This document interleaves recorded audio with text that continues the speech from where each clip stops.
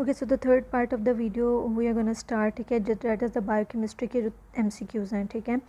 Okay, after MI what changes are seen in hypoxia. Myocardial infarction के बाद hypoxia के अंदर क्या चेंजेस नज़र आएंगे. हाइपॉक्सिया में क्या होगा, एनारोबिक ग्लाइकोलिसिस होगा, ठीक है.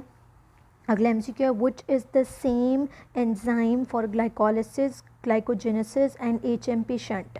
ग्लाइकोलिसिस, ग्लाइकोजेनेसिस और HMP शंट तीनों का सेम एंजाइम कौन सा होता है, फ्रक्टोज 6 फॉस्फेट, ठीक है. कौन सा एंजाइम होता है, फ्रक्टोज 6 फॉस्फेट एंजाइम जो होता है वो इनका कॉमन एंजाइम होता है.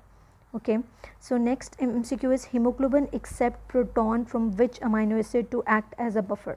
ठीक है, अब यहाँ से हमारे पास जो है ना कुछ अमाइनो एसिड्स के जो है ना MCQ स्टार्ट हो गए. तो हीमोग्लोबिन जो है वो एक्सेप्ट करता है प्रोटॉन को, ठीक है, from which amino acid to act as a buffer. ठीक है, तो हिस्टिडीन अमाइनो एसिड से जो है ना वो हीमोग्लोबिन एक्सेप्ट करता है प्रोटॉन को, ठीक है. Next MCQ is ketogenic amino acids. Ketogenic amino acids दो होते हैं हमारे पास, ल्यूसिन, लाइसिन, डबल एल से याद रखें, leucine and lysine are the ketogenic amino acid. Next positive charge amino acid. Positive charge amino acids होते हैं हॉल से, आप निमोनिक याद रख सकते हैं, hall, HAL, hall. Histidine, arginine and lysine जो होते हैं वो तीनों आपके पास पॉजिटिव चार्ज अमाइनो एसिड्स होते हैं. Next is negative charge amino acid. जो नेगेटिव चार्ज अमाइनो एसिड जो होते हैं वो स्पार्टेट होता है और ग्लूटामेट होता है, ठीक है. उसके अलावा DNA has which amino acid, ठीक है, तो DNA के अंदर कौन सा अमाइनो एसिड प्रेजेंट होता है, DNA के अंदर जो है वो हिस्टिडीन अमाइनो एसिड जो है ना वो प्रेजेंट होता है, ठीक है. हिस्टिडीन के दो MCQ आ गए. हीमोग्लोबिन एक्सेप्ट करता है proton from which amino acid to act as a buffer, histidine. और DNA के अंदर कौन सा अमाइनो एसिड होता है, DNA के अंदर भी हिस्टिडीन अमाइनो एसिड जो है ना वो प्रेजेंट होता है. Okay, so next MCQ is basement membrane repel passage of negative charge molecules due to negative charge of basement membrane due to which substance, this is heparin sulfate. Heparin sulphate की वजह से. हमने ऊपर पढ़ा था कि जो आपकी प्रोटीन्स होते हैं, एल्ब्यूमिन होते हैं, they can not cross the basement membrane. क्यों, क्योंकि उनका नेगेटिव चार्ज होता है, ठीक है, और बेसमेंट मेम्ब्रेन का भी नेगेटिव चार्ज है. अब यहाँ MCQ ये है कि नेगेटिव चार्ज बेसमेंट मेम्ब्रेन किसकी वजह से होता है, तो नेगेटिव चार्ज किसकी वजह से होता है, हेपरिन सल्फेट की वजह से होता है. नेक्स्ट MCQ है epinephrine, nor epinephrine and dopamine, they are drive from which amino acid. ठीक है, तो एपिनेफ्रीन, नॉर एपिनेफ्रीन और डोपामीन तीनों टायरोसिन अमाइनो एसिड से जो है वो ड्राइव हो रहे होते हैं. Obesity is calculated as more than 25% of fats in the women.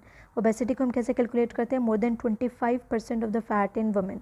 Enzyme deficient in मैकार्डिल्स disease. मैकार्डिल्स disease के अंदर कौन सा एंजाइम डेफिशिएंट होता है, मैकार्डिल्स डिजीज़ में मसल फॉस्फोराइलेज एंजाइम डेफिशिएंट होता है. और मैकार्डिल्स डिजीज़ के बारे में ये भी आता है कि मैकार्डिल डिजीज़ जो है वो टाइप 5 ग्लाइकोजन स्टोरेज डिजीज़ होती है, मैकार्डिल्स डिजीज़, ठीक है. और उसमें एंजाइम डेफिशिएंट कौन सा होता है, मसल फॉस्फोराइलेज एंजाइम जो है वो डेफिशिएंट होता है. Okay, next MCQ is in autosomal dominant disorders, if phenotypically a trait is not expressed, it is called. ये MCQ हमारे लास्ट एग्ज़ाम जो अभी FCPS का एग्ज़ाम हुआ है, ठीक है, इन अगस्त, उसमें भी MCQ आया था.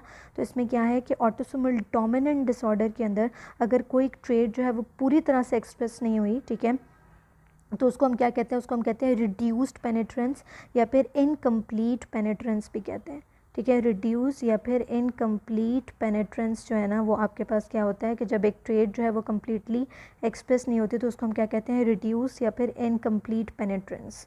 Okay, earliest manifestation of vitamin A deficiency. Earliest manifestation of vitamin A deficiency क्या होती है, नाइट ब्लाइंडनेस होती है. और अगर हमारे पास नाइट ब्लाइंडनेस के ऑप्शन ना हो तो फिर हम इसको सिलेक्ट कर सकते हैं एज करेटो मलेशिया, ठीक है. अगर उसकी ऑप्शन ना हो तो हम सेलेक्ट कर सकते हैं करेटो मलेशिया, ठीक है. यानी आईज़ को सबसे पहले ये इफेक्ट करती है, अर्लीस्ट मैनिफेस्टेशन, ठीक है.